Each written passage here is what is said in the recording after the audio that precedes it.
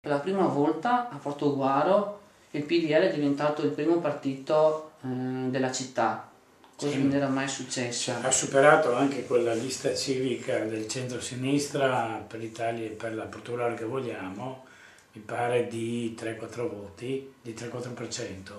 E questo dimostra che Portogruaro è orientato verso il centro-destra. Portogruaro c'è un grande bisogno di cambiamento.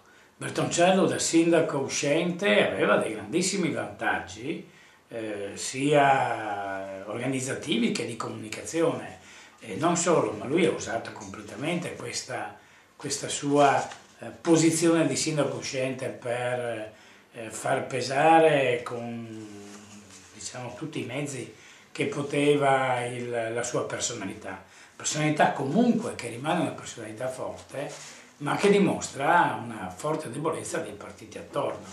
Ora, il futuro della città non si costruisce attorno soltanto a una persona. Io ho messo a disposizione non solo la mia persona, ma quella che è la mia esperienza, che è quella di fare squadra.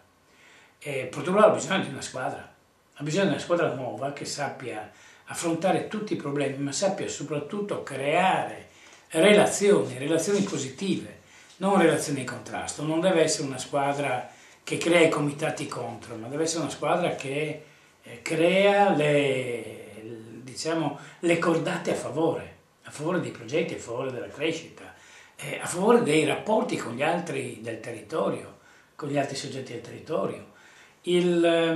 Questo però cosa vuol dire? Vuol dire che per anni è prevalso sugli interessi reali dei cittadini, è prevalsa la logica delle guerre tra il centro e la periferia, tra Portogruaro e i comuni attorno a Portogruaro.